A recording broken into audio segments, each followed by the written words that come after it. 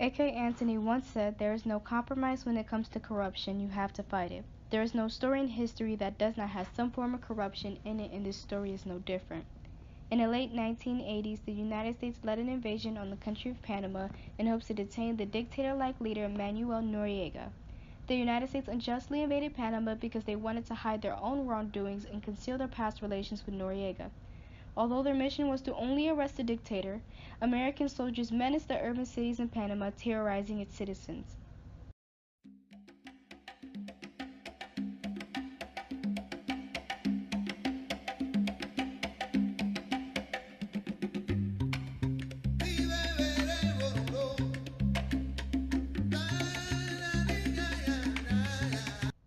It all started in 1977 when President Jimmy Carter met with the de facto dictator of Panama, Omar Torrijos, to discuss the Treaty of the Panama Canal.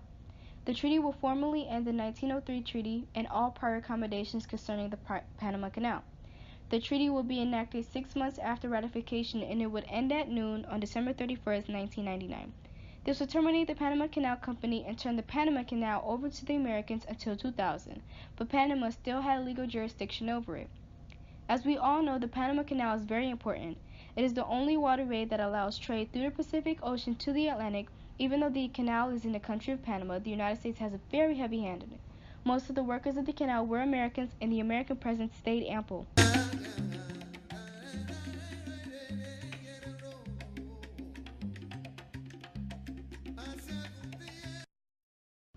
Then came the death of Omar Torrijos on July 31, 1981. Omar Torrijos was killed in a plane crash. Many people speculated that Noriega had a hand in the crash, but investigations proved that it was indeed an accident. After Torrijos' death, Noriega became the chief of staff for the National Guard, then Brigadier General.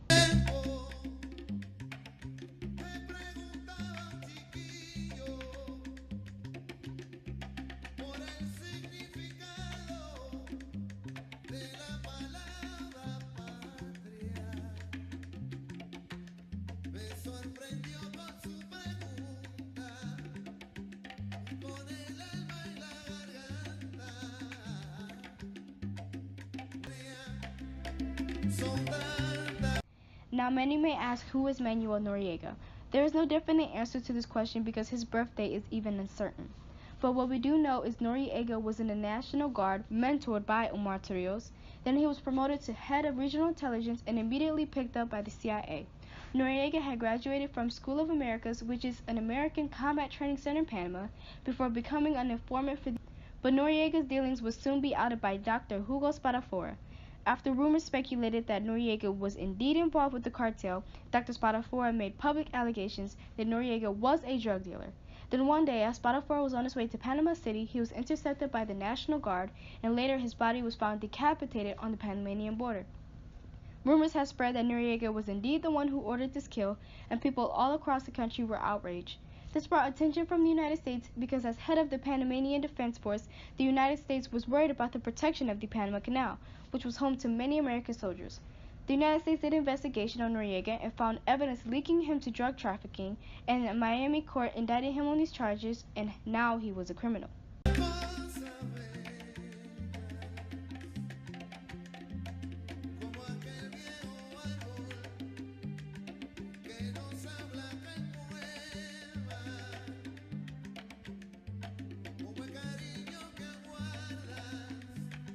Ronald Reagan, the president at the time, was trying to negotiate with Noriega and convince him to step down from head of the Panamanian military. His vice president Bush disagreed with Reagan's decision to negotiate with Noriega, and he believed that the United States should have nothing to do with him. This back and forth confused Noriega because he had a friendly relationship with the CIA and the Defense Force, but he had a hostile relationship with the State Department. Noriega finally cut off negotiations with Reagan, ending his relationship with the United States. Then in 1989, Panama had a new presidential election, and Noriega declared his candidate had won the election, even though these aren't the official results. This angered the people, and public demonstrations were seen all over the country, as well as the military violently breaking up these protests.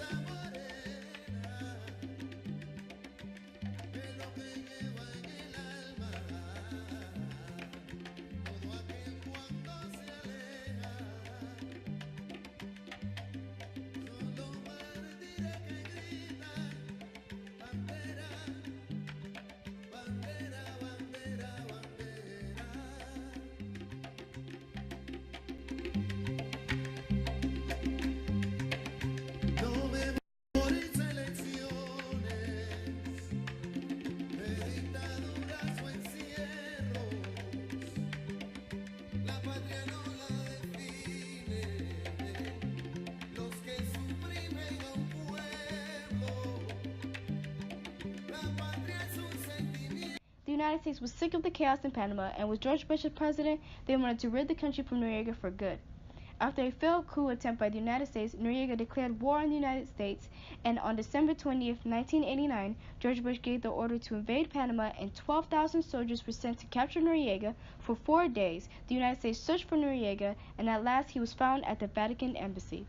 For days and nights, rock music, hoping it would force Noriega out, but forgetting that he was skilled in psychological warfare, and this would not work.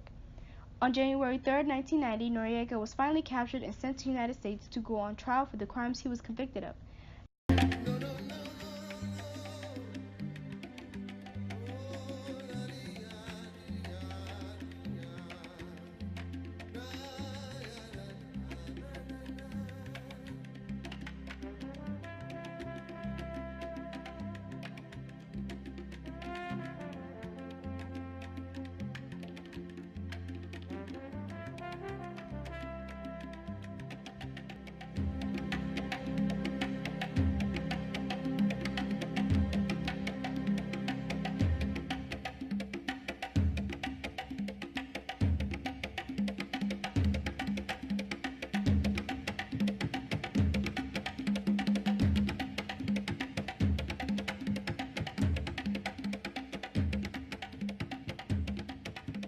To find out more about how it actually affected the Panamanian people, I interviewed a Panamanian to get her view on some things. What was life like after the invasion was over?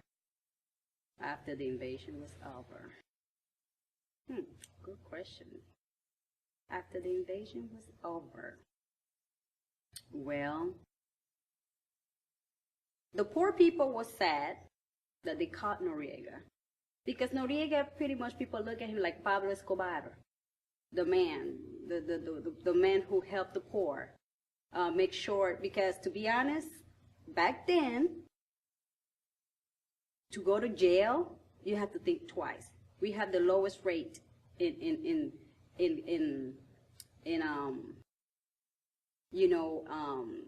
the jail system was very low then because the people were scared to go to jail.